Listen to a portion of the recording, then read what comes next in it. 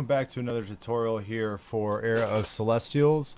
We're going to go ahead and hop into today to the crafting. Now this is going to be what mainly you grind out for, get excited for, fight bosses for, those pieces that increasing your gear's level, right?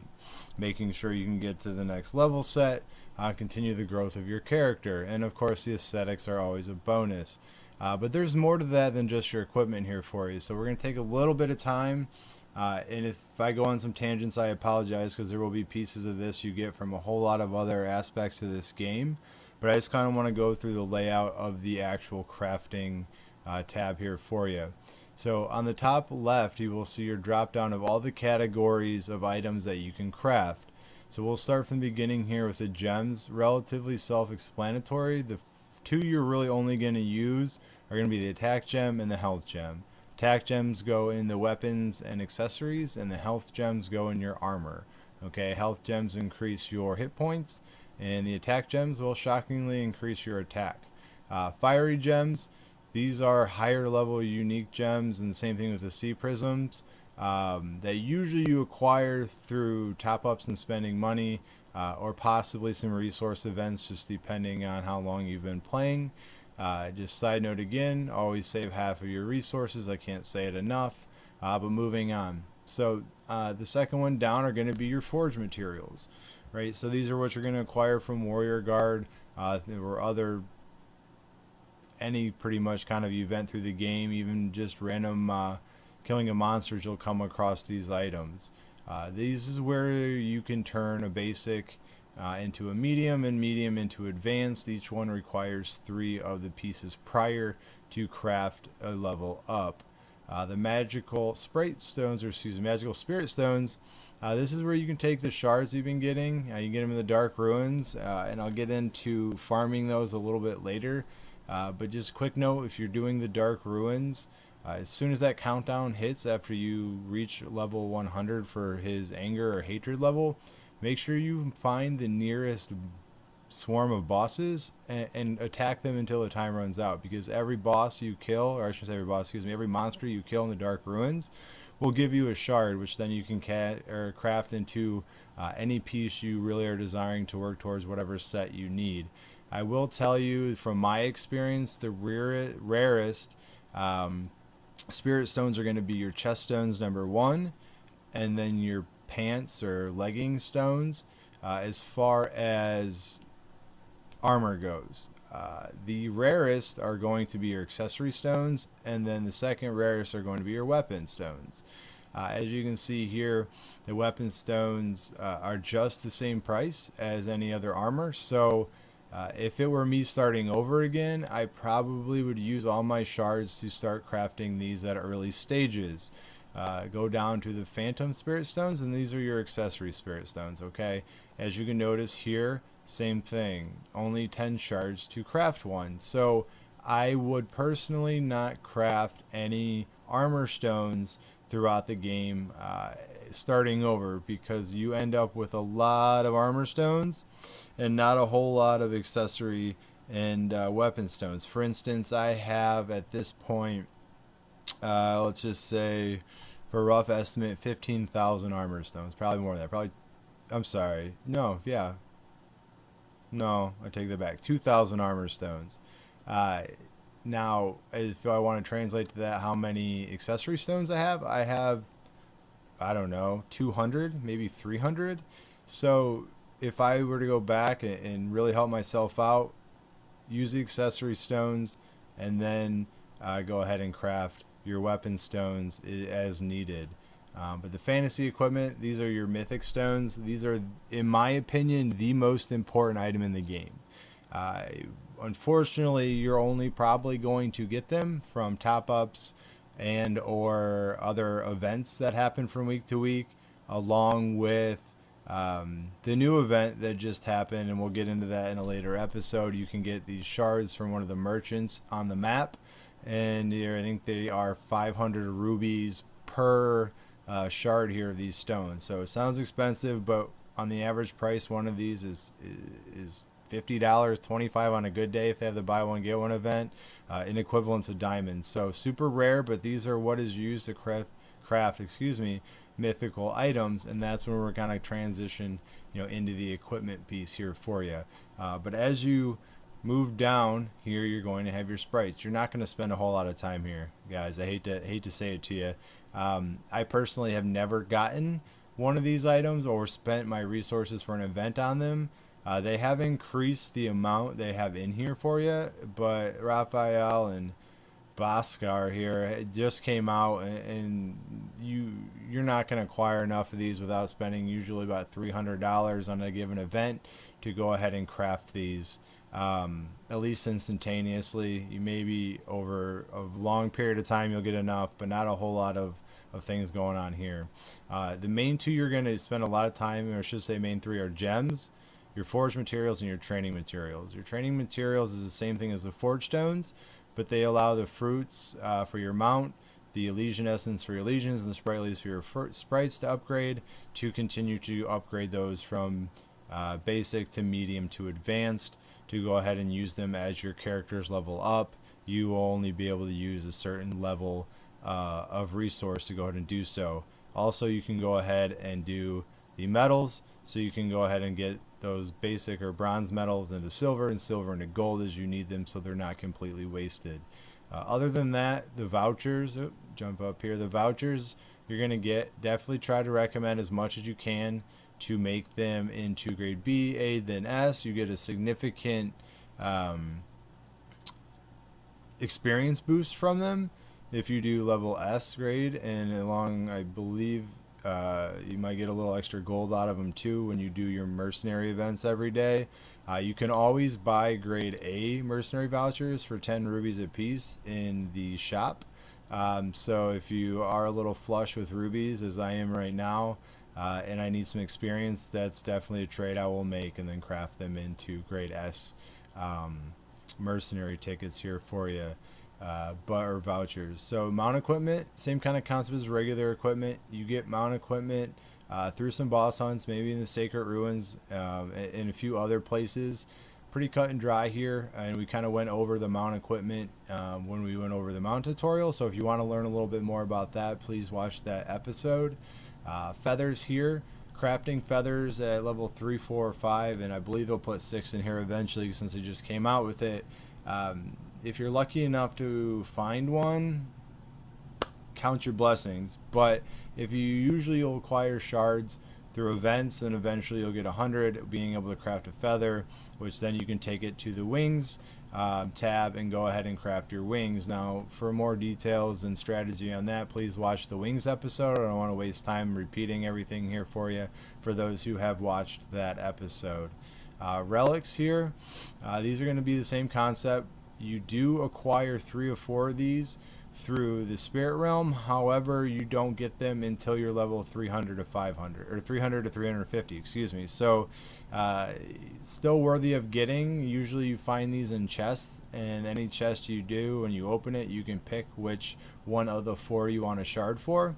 And then over time you'll be able to accumulate enough to go ahead and craft, and I do mean a lot of time. This is not something one that you're going to find regularly, 2 that does a great deal of increase for your character, but over time it does provide some extra attributes that really come in handy, like Celestino's Bite has a chance to stun the characters, other things like that. As far as equipment chests, these are your best friends. If you can find these for cheap in events, I recommend purchase them. It's certainly off the midway in the game when you're level 7, 8, and 9 gear here for you, because they will automatically give you a legendary 2-star or 3-star piece. Now, armor, you get that a lot just from grinding out the bosses, but the rings, the amulets, the weapons, really handy. I got all my level 9 3-star legendary accessories from these alone, which has been a great help, because you're gonna have a struggle finding them anywhere else in the game, at least on a high level. And then let's see if there's anything else truly important. Treasure maps are always fun. You'll get chests when you do regular treasure maps to open up a piece, and you'll gather these items here, the scroll, the ink, and the feather or the quill. Once you have all of them, you can craft a legendary treasure map, which either spawns an instance or a random world boss, which will then either give you a shot at getting a nice piece of equipment for crafting and or some spirit stones. So and some perfect spirit stones. But we'll get into that also in a later episode. Appearance, these are going to be your mounts crafting, same thing, shards there for you, very rare, and some titles here for you as well.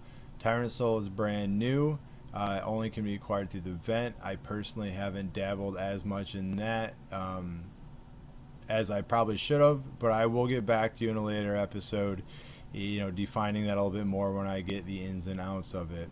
Elysian, same concept. You acquire the shards, you can get the Elysian, again, Elysian sprites, feathers, relics. All these are extremely rare, so the most what you're going to do in here are gems, forge material, training material, and vouchers. And that's really about it. That you'll get very acquainted with very quickly. But I want to move on to the equipment tab. So anytime you acquire, and of course I crafted all mine for this evening, you will see a red star here, a red star here, a red circle I should say, excuse me, and then a drop down which one you can craft. So let's say for instance I had 3 epic, so 3 yellow pieces of weaponry here of level 9, right? 3 sticks of a poach. Then they would quick input, put all into this place. You can then, if you feel lucky, go ahead and click craft, and you have a 60% chance of getting a legendary 2-star, and then so on and so forth. 3 legendary 2-stars, equip a 3-star. You can, however, select consume rubies to possibly save 1 to 2 of these pieces if it fails.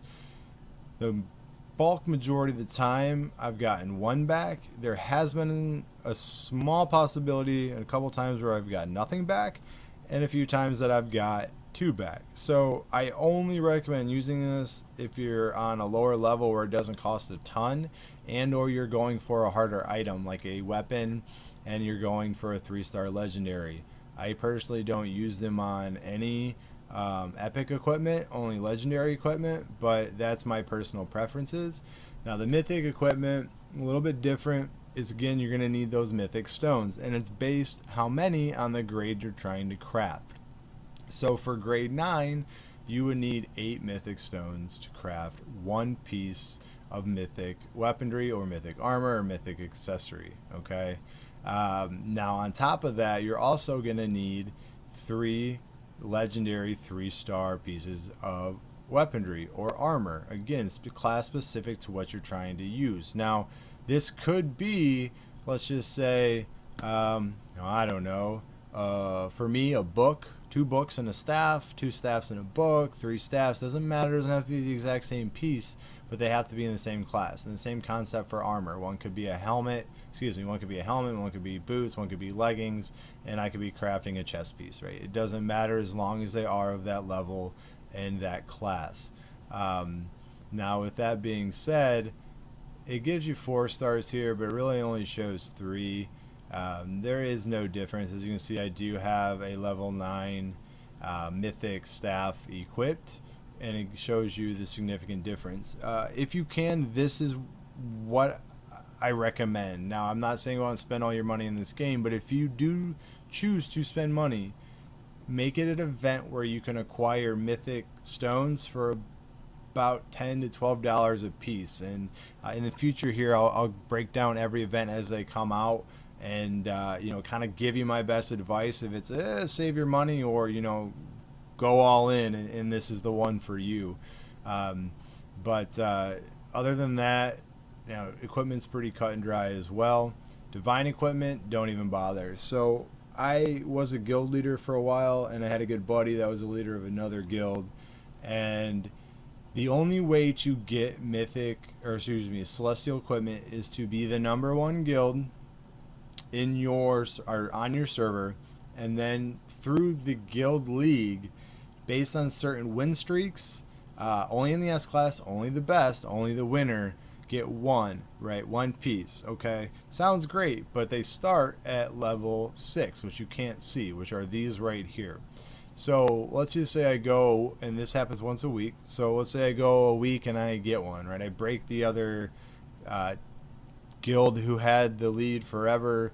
So if you break a streak from another guild, you automatically get one of these, right? So it gives you a chest, you pick what you want, you pick staff, okay? Then 2 weeks later, I get a streak of 3, so I get another chest. Then I get that one, right? So now I have 2 staffs.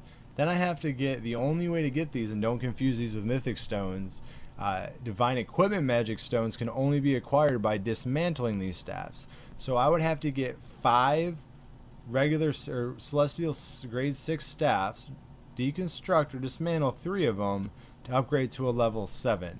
And just to show you for equivalence what a level 7 will look like post to my 9, they're a little step up from Mythic, but by no means are they way up and beyond, okay? I have 2 level 6 staffs and 2 level 6 books that I gave to other characters, one to my kids, one to my wife's characters and their alt characters, because frankly, it's just not worth the grind. So, cool to look at, cool to aspire to, but practically pointless, okay?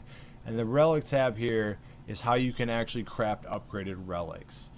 Now, as you noticed before, the original relics were under the craft tab and the drop down and then relic. This one here is when you have more than one. So once you have more than one relic, you can craft a 1-star, 2-star, 3-star, and they just introduced 4-star relics. But as you can see here, the ingredient or the catalyst for this are the relic stones. Rare, but not as rare as mythic stones. You will see these in events and other places pop up and around. Acquire them when you can. You won't need them very often, but when you get to higher level gameplay, you'll need 20, 30 of them to really get your character going. So keep it in mind, just so you know what they are. They are the catalyst to enhance your relics from no stars to 1 to 2 to 3 to 4. The only other thing to consider here is they do once, I think it's actually once you get to 2 stars, but let me double check. Yes, so once you get to 2 stars, you're actually going to need advanced relic stones. To my knowledge, there is no way to take a basic relic stone and craft it into a mythic relic stone or advanced relic stone. You have to acquire these through events and usually a lot of capital, a lot of money, but overall, so far down the road for most, or so little effect by doing so that not worth the time, money, and heartache to get. So in a nutshell, main thing in this crafting window you're going to use most often is crafting your gems, forging your forge stones, getting your training materials, and your vouchers to whatever level your character, legion, sprites need, and then getting your equipment crafted to continue to upgrade your character for both BR, defense, and every other attribute, as well as aesthetics. So I know it was a lot of information. I know it was a long video. Hang with me, and I'll see you in the next episode.